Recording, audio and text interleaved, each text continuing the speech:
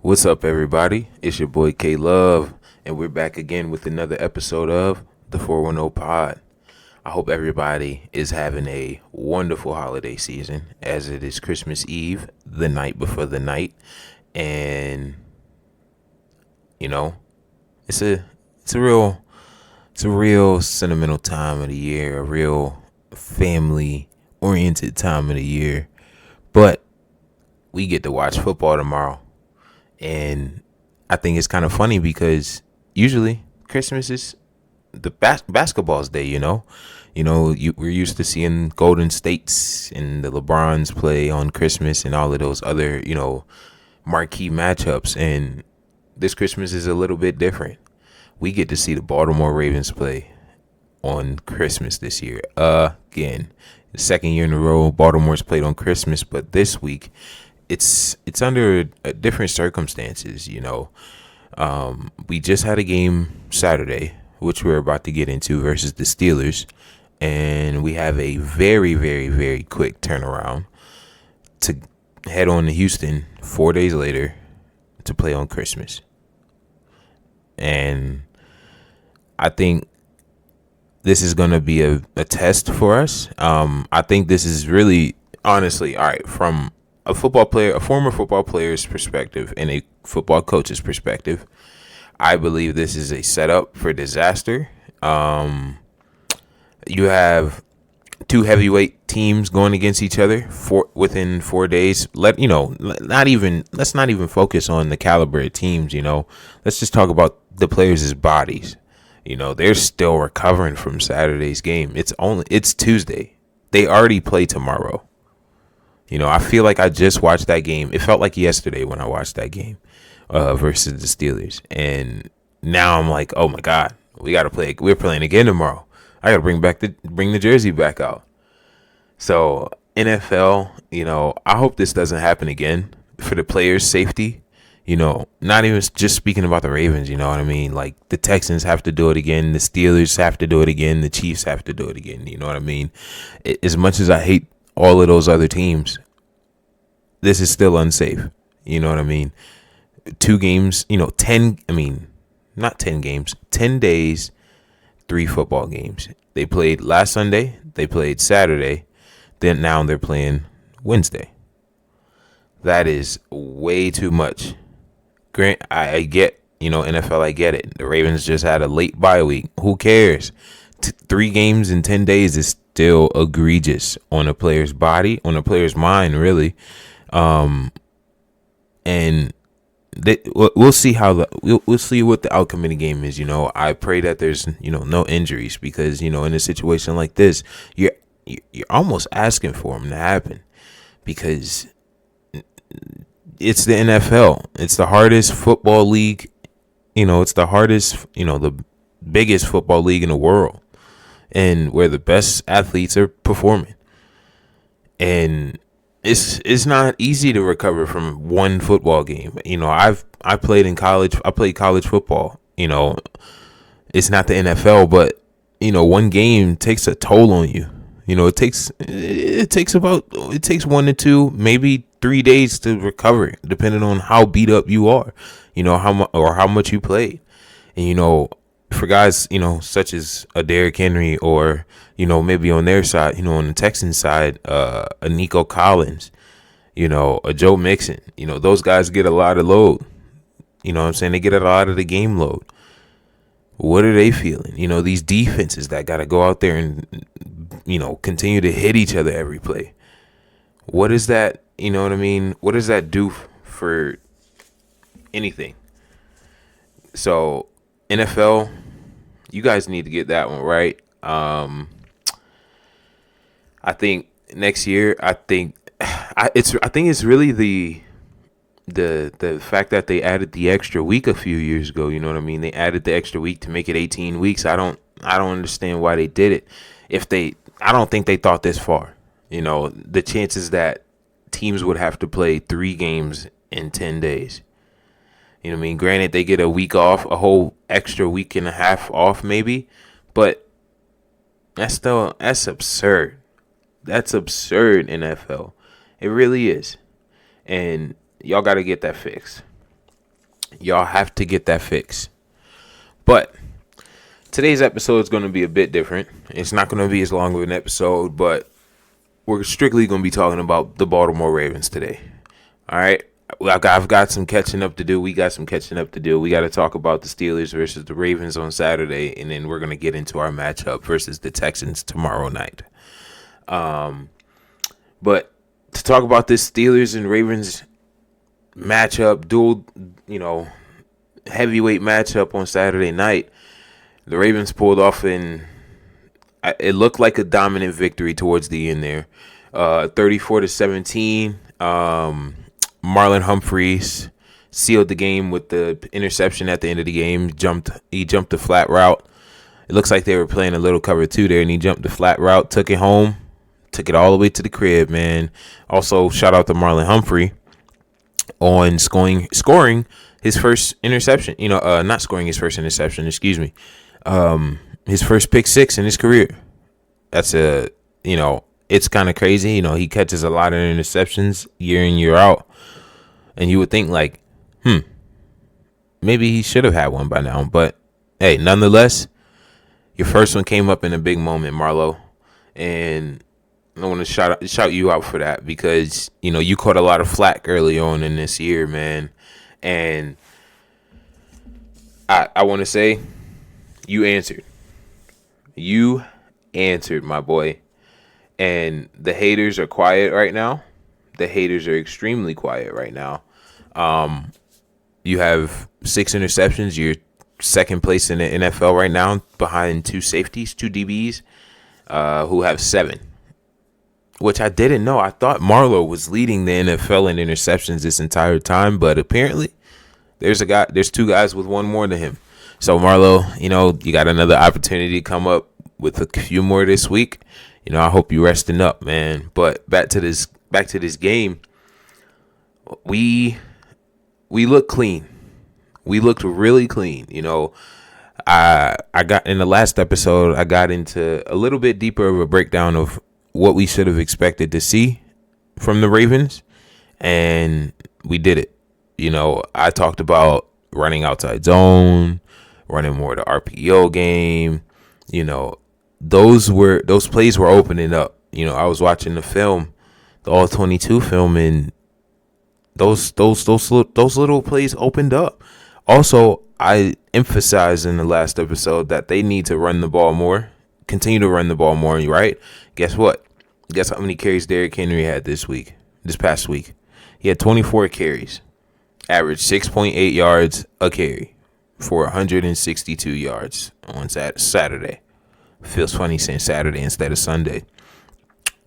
But we fed the king. When you feed the king, good things happen. When you feed the king, good things happen. In Baltimore, keep feeding the king, right? Don't, you know what I mean? You don't have to use Lamar like he's Patrick Mahomes, Jared Goff, or somebody along that line of QBs, right? Lamar Jackson, efficient again. Like I say every episode, this is the most efficient quarterback we've seen in a very long time. Granted, his passing volume isn't up there in the 40s, right? But it doesn't take that. It is, his numbers are what the numbers are. He's 15 to 23, 207, 3 touchdowns, and 1 interception. Which that interception was kind of funny. It looked like Bateman either stopped early or Lamar expected him to throw, continue to carry that route out. But it was a weird one. So, Lamar Jackson, that was his 4th interception on the year, which is still, again, efficient. People out there that are not Ravens fans that don't believe in Lamar, those people who didn't think Lamar would be able to last this long in the league and play at this level consistently in the league, or thought he should have been a running back, or thought he should have been a receiver, thought he should have been a DB, thought he should have been a returner. Look at him. He's carving these teams up, bruh. He's carving these teams up, man. And also, Lamar took off this week in the run game. Didn't have that many yards, but when he took off, it was perfect. Right? He took off. He's taking off when nothing was open. He saw man coverage. He saw deep, super deep zones. He would take off, and that's good. We need more of that. We're gonna need a whole lot more of that in the playoffs, because that's what caused us. That was a part of the reason why we lost as well in the AFC Championship. We wasn't taking off, but nonetheless, Lamar, Derrick Henry, they played well.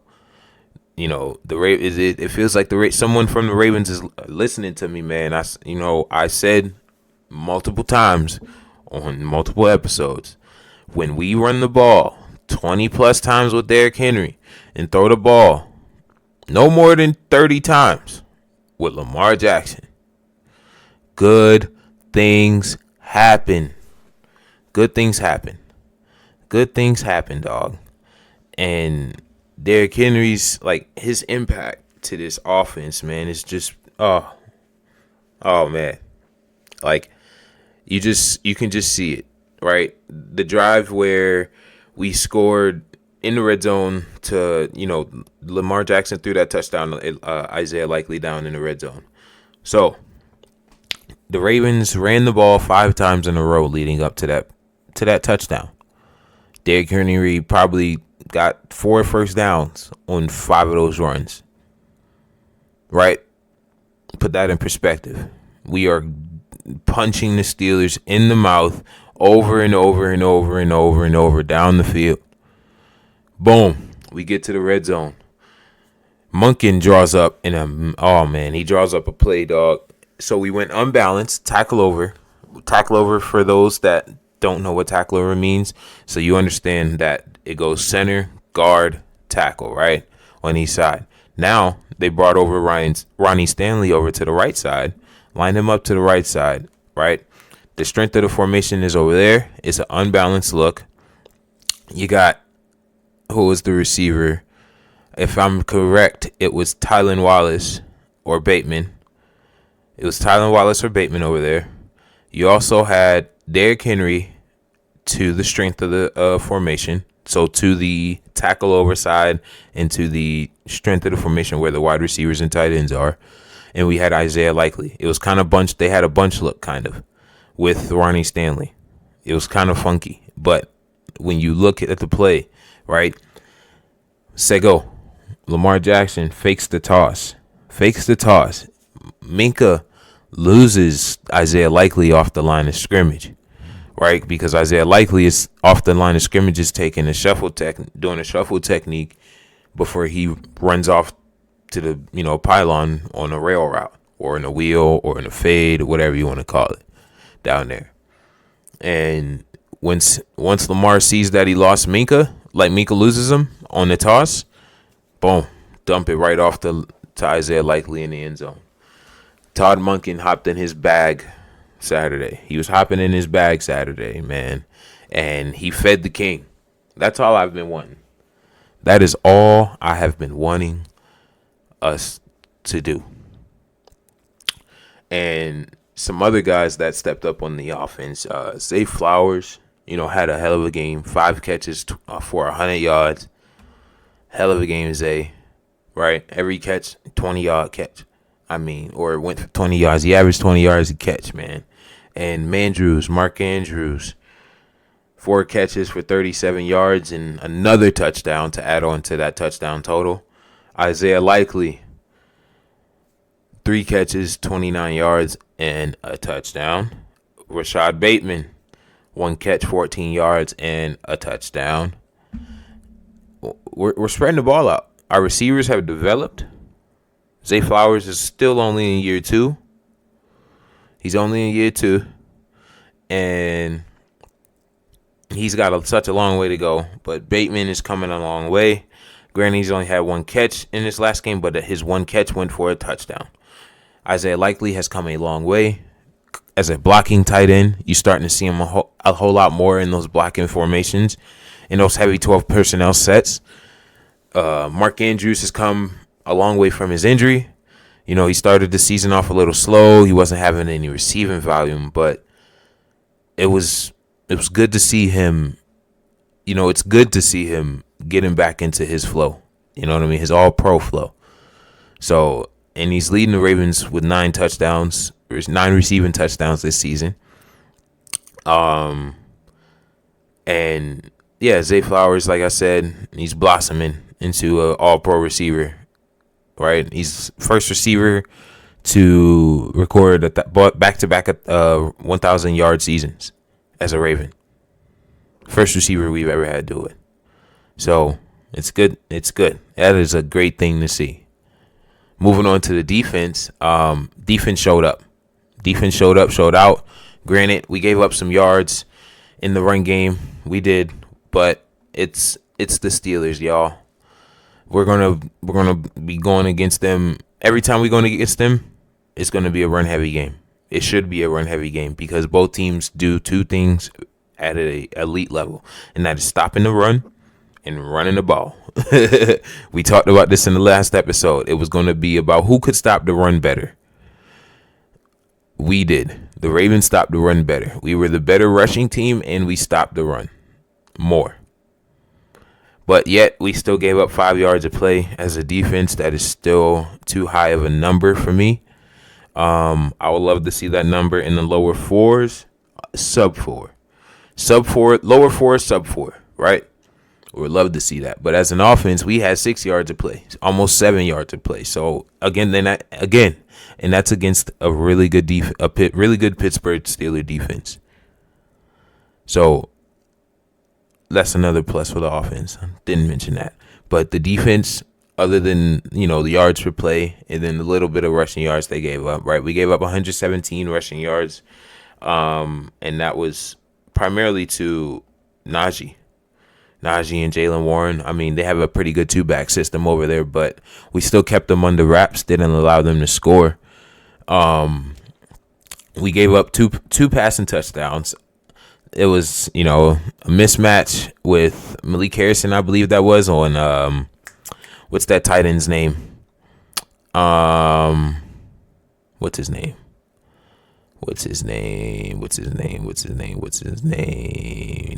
He's a big kid. Can't remember his name for some reason. No, actually, it wasn't even the tight end. That was Cordero Patterson. Excuse me, y'all. I'm fumbling with my names right now, but that was Cordero Patterson. That is my bad. And then they had a touchdown to Michael Pruitt down there on the goal line for a 1-yard touchdown in the back of the end zone. Other than that, we played lights out. Pittsburgh was 4-10 on third downs, 0 for 1 on fourth down, which is good to see. We had 3 sacks and 33 pass attempts. Still really good to see. Like we're, in this last episode that I talked about, we needed to talk about how we needed to continue to create more pressure. Now we are sitting number 2 in the NFL with 47 or 48 team sacks behind the Denver Broncos. We are close. We are heating up at the right time on this side of the ball. We forced turnovers. We forced 2 turnovers. Another thing that I talked about that we needed to do coming out of that bye week a couple weeks ago, creating more turnovers. I believe that's 3 or 4 turnovers since we've come out of the bye week. We had a fumble. We had a fumble recovery. Big hit by our Darius Washington, by the way. He came downhill and let Russell Wilson know that this ain't 2017 no more. He let him know. Shout out to our Darius Washington. By the way, he's been playing lights out recently. And then that pick six we had at the end of the game to seal it by Marlo. And that time of possession. Let's look at that. 27 minutes. You don't know what that is? That is a testament to stopping the run and running the ball on offense. 32 minutes of time of possession for the Ravens. That is a testament to running the ball at an efficient and high rate and stopping the run at an efficient and high rate. So, Baltimore could keep that up. Now, moving on to their penalties, right? That's another thing that I really wanted us to hone in on. Really wanted us to hone in on. Because I think we averaged dang near 10 penalties a game. 10 penalties a game for almost like 120 yards of penalties, man.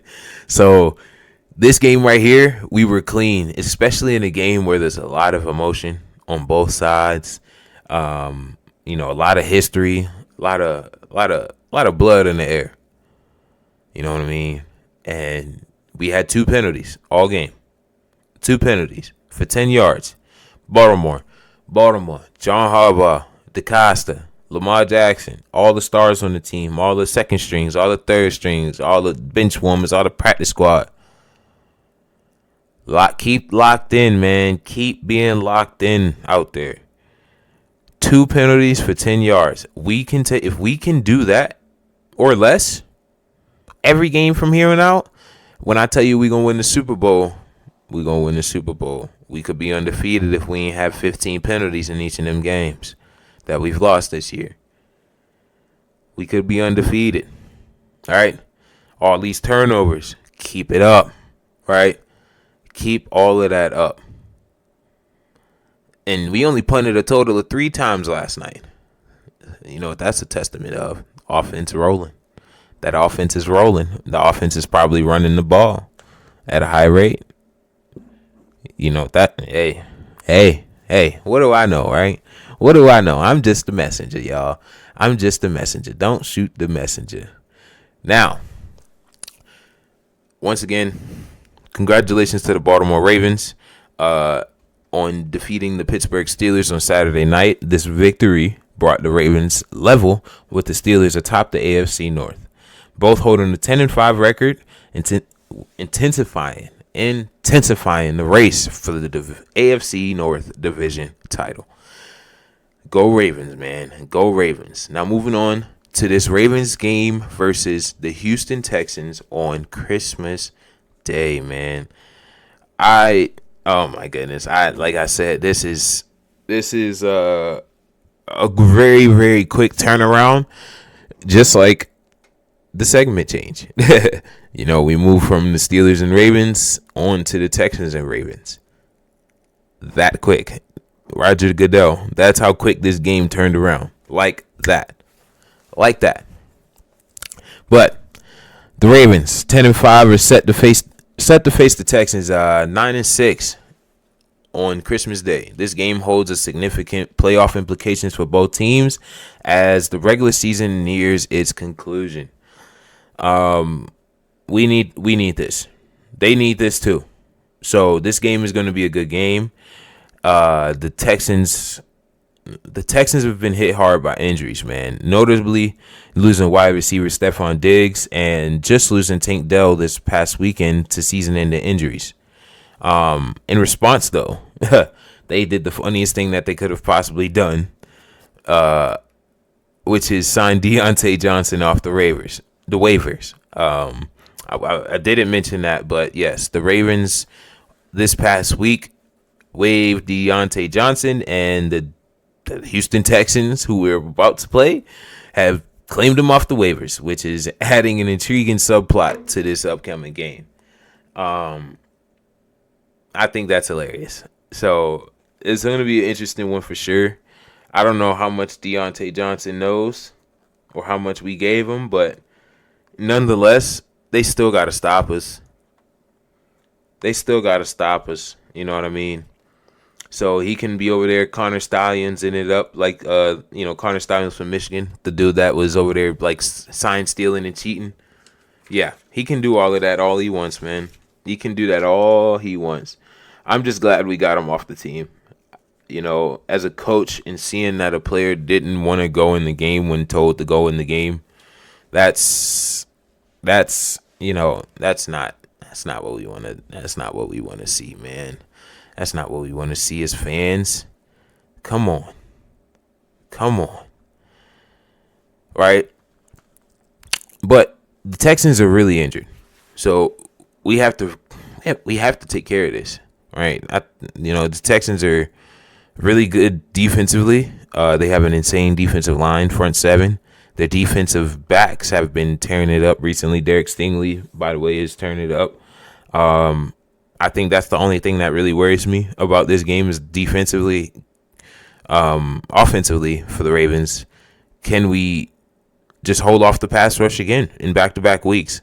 It's coming off a short week, so this O-line of ours is going to have to, get as much rest as they can because they're going to be going against Will Anderson, Danielle Hunter, guys like that, Malik Collins, guys like that. They're going to be going against some guys. And we just went against some guys, Alex Highsmith and TJ Watt. No slouches at all. So that's going to be the interesting matchup right there for me. Defensively for the Ravens, with Stephon Diggs and Tank Dell being out, that doesn't, it doesn't raise much concern now. Two of their, prayers up to those guys, by the way, first off, before we go into anything else about this game. Prayers up to Stephon Diggs. He's been out for a while. Prayers up to Tank Dell on his season-ending injury. And, two special players, two special talents. They'll be missed by the game. So the Texans got a big, hill to climb now with those two guys out. But defensively, like I was saying, I'm not too concerned. We're just going to have to really hone in again on stopping the run. And I don't see that being an issue. Joe Mixon's coming off some slow games. The Texans are coming off a loss versus Kansas City. Brutal loss. They've scored under 21 points in the last two games before that in back-to-back games. And they've allowed almost 40% of QB pressure just versus Kansas City this past weekend. And that number's been up there relatively close to that 40% range all season long. So with our defensive line / front seven just, heating up at the right time, creating pressure at the right time, I think it's going to be interesting. It's going to be an interesting game. If we can tee off up front, it's going to be a long day for CJ Stroud. And that's what we have to do is create, we have to stop the run first and foremost. That is always the first goal. Stop the run, minimize time of possession for their offense. Stop the run and minimize time of possession. Right? And in the pass game, that's what we want. Right? When you pass the ball, there's a 50-50 chance every single time that you have a chance to come up with the ball. Right? We have to stop the run. Stop the run and allow our DBs to play as aggressive as they possibly can all game long. Right? And I'm worried about Nico Collins. He's a top threat, in the NFL. They have Robert Woods. They have a lot of depth in the Texans. Who else? What is that kid's name? Mechie. John Mechie. I don't know if he'll be playing. I haven't heard much about John Mechie recently, but they have some depth. They have depth, but it's not Stephon Diggs and Tank Dell. Those guys really, really worry me. If they were playing, they'd really, really worry me. But other than that, like I said, we have to stop the run first, minimize time of possession, put pressure on CJ Stroud, and I think this game is going to be ours. And our offense has to do their thing. They know what they got to do. Control the football, run the football, right? get that box loaded up like they did versus Pittsburgh, and then start throwing the ball, right? Our receivers, again, are going to have to win their one-on-ones this week because they were going against some very good corners, very good safeties, right? We're going to have to strap this shit up again, Baltimore. This is not a slouch. Like I said, these dudes need to win just as much as us. And, we hungry right now. I'm sorry, Houston. We hungry right now. Y'all falling into a slump at the worst time. But this is a game also where they could also punch us in the mouth and wake that team right back up. So that's what I'm saying. Baltimore, we got to come in on our P's and Q's, man. We cannot allow CJ Stroud to have a day. We cannot allow Joe Mixon to get going on offense. If their offense is slow, their defense is probably going to be on the field a whole lot, and that's a good thing for us. That's a great thing for us, right? The Ravens are favored to win by 5.5 points in this matchup, and Vegas has set the over/under at 46.5 points. They're predicting that this is going to be a moderately high-scoring game. I don't really think so. I don't think so. We have two really good defenses, but it's really going to be about whose defense is going to show up more. And recently, the Baltimore Ravens defense has been showing up a lot more. Our mentality has changed, man. I don't know what it's been, but they've probably been seeing the tweets. They've seen the IGs, the YouTubes, all of that. They're hearing the noise. They're blocking out the noise, but they hear it. They hear it. They see it. So it's going to be about whose defense can show up first in this one. Yeah, it's going to really be about who can show up first and more. You know what I mean? I think, if I had to give a score prediction, I don't think the Texans score more than 2 touchdowns this game. I don't think they score more than 2 touchdowns. Our offense is hot right now. And can they keep up with us right now without 2 of their top 3 receivers? I don't know. At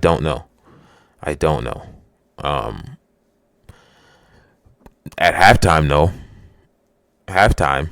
This is another interesting fact. Beyoncé is scheduled to perform during halftime, and that's pretty sick. I think that's pretty cool. We haven't seen Beyoncé since when?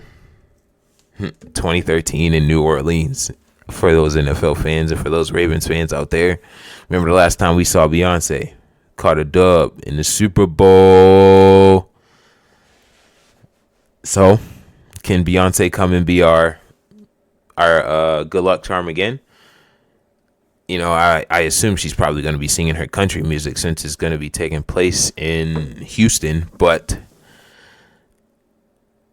nonetheless, it's still Beyonce. You know what I mean? It's a highly anticipated event, both on and off the field. A lot of people are going to be tuned into this game. It's going to be probably the most watched game of the day. Probably will be more watched than a lot of the NBA games. But it's still, a good thing for the NFL, a good thing for marketing. Beyonce is the queen, you know what I mean? And just to see her back performing at NFL events, sporting events is dope. And the fact that she gets to do it in her hometown too is pretty dope too. But the Ravens, y'all know what y'all got to do in this game, bruh. Run the fucking ball, control the clock, stop the run, control the clock. Control the clock, run the ball, stop the run, force CJ Stroud into a lot of pressure situations, and we will come out victorious versus the Houston Texans on Christmas night, and I will have a fantastic Christmas. If we could just do that right there. Just that right there. Right? And, it's not hard. We're going against a really banged up team, guys. Like, we're going against a banged up team. So we got to take advantage of these matchups when we get them, because in the playoffs, everybody, people are going to be banged up, but it ain't going to be this bad. People will be healthy in the playoffs. We're going to be going against the best of the best in the playoffs. So why not play? What not a greater time to play your absolute best right now? Right now. That's all I got for that game. Moving on to Lamar Jackson's MVP season. Street saying that Josh Allen is going to be winning this MVP this year. I disagree. And I'm going to put a little bit of biasness in here. But I'm taking all biasness out of this as much as possible. Yes, Josh Allen is having a phenomenal season, guys. A phenomenal season. But Lamar Jackson, dude, he's the most efficient player in football right now. Running and passing, man. The fact that he's thrown almost 40 touchdowns this year, and he has 37 touchdowns and 4 interceptions with the second best QBR in the NFL. With the second best QBR in the NFL. He has thrown only one interception when playing away. He's playing damn near perfect when he's on the road. Guys, come on. And then when you really put the interceptions into perspective, most of them ain't him, right? So you go back to the week 1 interception versus Kansas City. The miscommunication on Zay Flowers' part. Zay Flowers stopped his route, ball gets picked off, right? Justice Hill, right? He catches the ball, the dude also takes it from him in midair while he's catching it. Interception number 2. Number 3 was actually on him. I believe it was against Dallas. Number 4, another foolery interception where it looks like Bateman stopped his route and boom, interception happened. It's not like he's throwing interceptions to put his teams in situations to lose. Right? Josh Allen, though, man, when watching him, yes, he's an electric fucking player. He's an electric player with great stats this season too. He stepped up. I will say that my boy Josh Allen has stepped up this season. Not throwing 16 interceptions like he did last year, or what was it? It was 18. I think he threw like 18 interceptions last year, y'all. And fans were wondering why he didn't win. I'm like, you can't throw 18 interceptions and expect to win, right? And if you think throwing 40 touchdowns and 18 interceptions is better than throwing what did Lamar throw? 27 and 6? You're drunk. Yes, the passing touchdowns look amazing. They're amazing, right? He's also doing it on the ground too, guys. Also doing it on the ground. I hate to just talk about passing game, but I hate to also talk about the run game, because everybody would start to say that's why he's a running back. You know what I mean? But Josh Allen, he threw 18 interceptions and had like 4 or 5 fumbles. You turned the ball over 20 times last year, and you think that constitutes to being a valuable player? Come on, fans. Be real. Be real with yourselves, right? Be real with yourselves. Josh Allen didn't deserve to win it last year. Also, team had the worst record is on top of that. And that was mostly part to him turning the ball over at the absolute worst times, right? Lamar doesn't turn the ball over. He keeps the ball for his team. That's valuable, right? He doesn't put the ball in harm's way. Valuable, right? He's also a very dynamic player. He's a two-way quarterback, a dual threat quarterback. That's value, right? Come on. And I'm starting to see this thing about the voter fatigue, and damn that voter fatigue.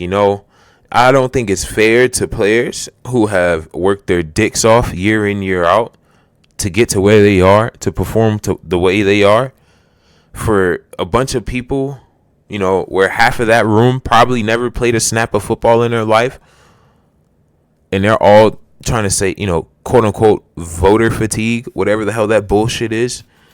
If a player is literally the best player, the most valuable player in whatever respective sport they are, year in, year out, and they're earning that right to win MVP year in, year out, they deserve to win it. I don't care if the fans get tired of seeing it. Tell everyone to work harder. Tell someone to be better than that player. It's not that hard. That's what sports are for, to compete. We're losing the competitive nature of sports. All right? We're just giving out awards so the fans can be happy. Fuck that. Fuck that. Excuse my language, but fuck that. And it brings me back to the Ashton Genty situation. Ashton Genty was the best football player in college football this year, and he didn't win the Heisman. Fuck that, man. Forget this voter fatigue bull. I'm tired of it. Lamar Jackson deserves to win the MVP, rightfully so. Granted that he has a worse record than Josh Allen, but come on now. Are we serious?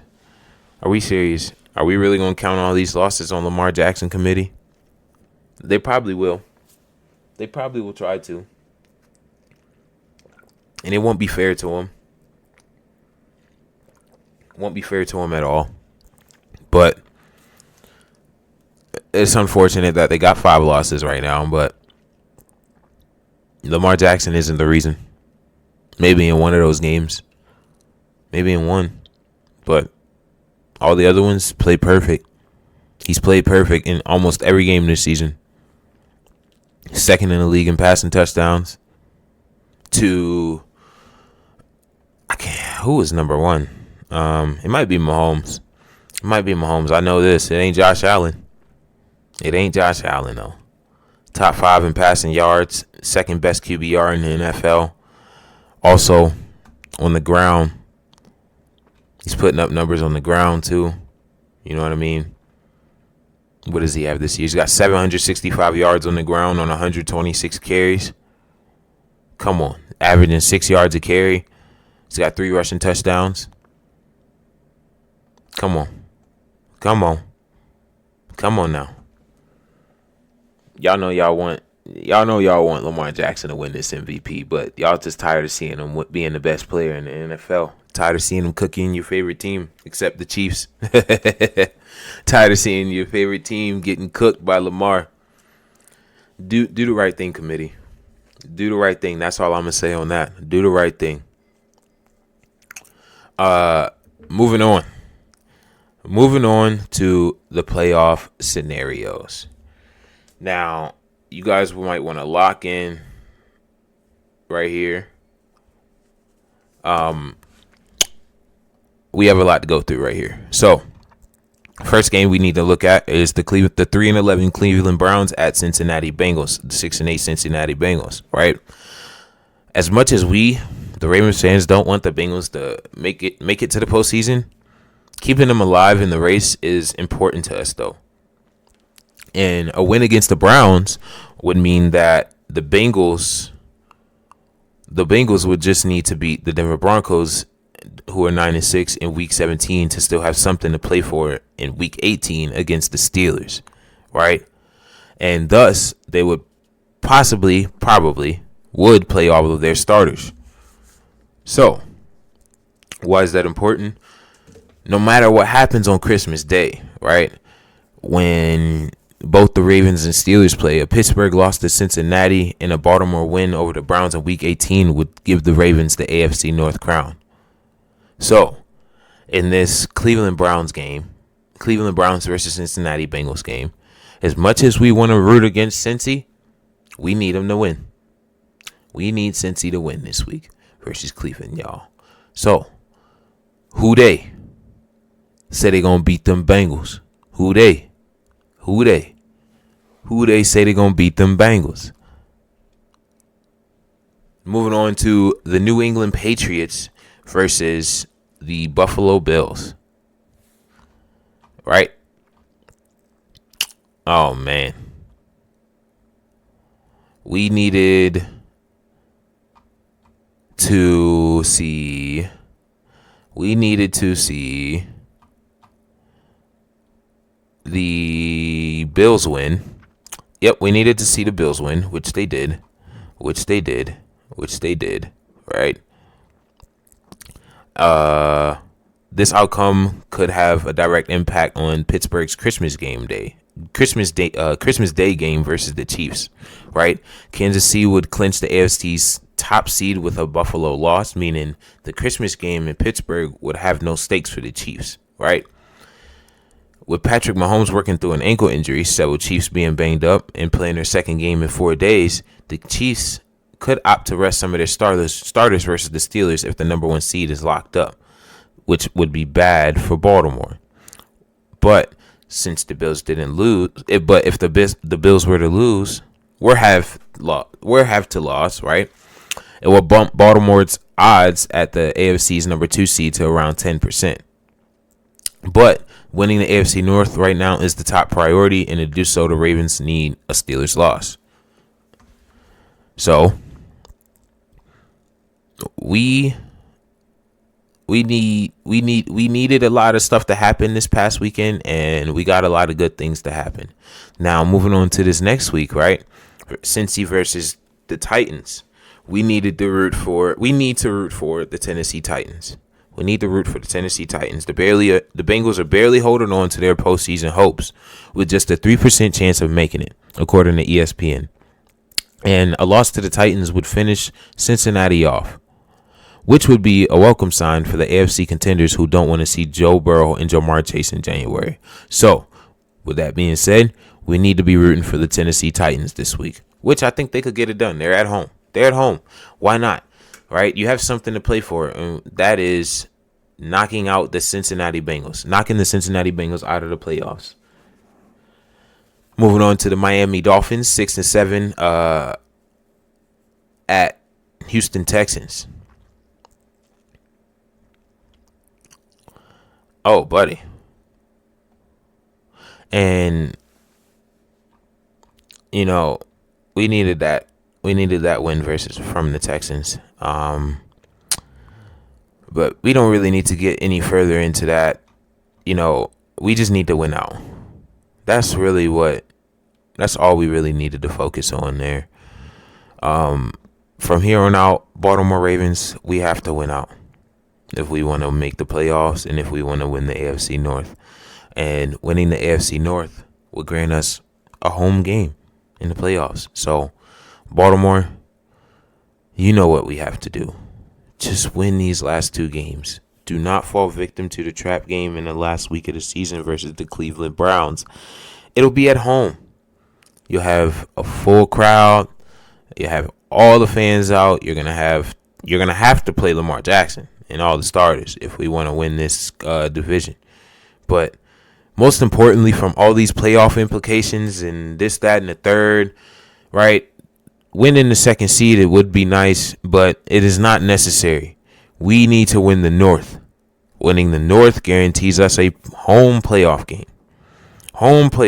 So, out of all those playoff implications we just talked about, the past implications and the current implications, most importantly, we need Pittsburgh to lose out, and we need Cincy to lose out just for, a mental thing. We don't want to see Cincy in the playoffs. Not at all. For God's sakes, we do not want to see Cincinnati in the playoffs. And we need the Baltimore Ravens to win out. Simple as that, Baltimore. As simple as that, my friends. And with that being said, it's been another great episode, guys. Like I said, this is a shorter episode. I just wanted to hone in on Baltimore today and talk about this past week, this upcoming week, and just talk about some of the past implications that we needed and some of the future implications that we need. But when in reality, we just need to win out and watch the other 2 lose out, pretty much. But like I said, it's been a great episode, y'all. I appreciate all the support. I hope everyone has a great holiday season. For those that are on winter break, have time off from work or whatever it is. Enjoy your time with the family. Enjoy your time with your friends, all your loved ones, man. Life's too short to not enjoy the time with the people that love you and the people that you love. So, with that being said, great episode. Make sure you guys like, comment, subscribe. Let me know what you think of the episode. Let me know how your team's doing this season. I appreciate all the support. I would appreciate, feedback too. All of that, But nonetheless, thank you. Merry Christmas to everybody. I should have an episode out to you guys on Thursday following the Ravens game, or maybe Friday at the latest following up on that Ravens game tomorrow on Christmas Day. And enjoy that halftime performance, by the way, too. I know my girlfriend's excited to watch that. But happy holidays, y'all. Thank you for the support. Like, comment, subscribe. And it's been a great one. It's your boy K Love, and I'm out.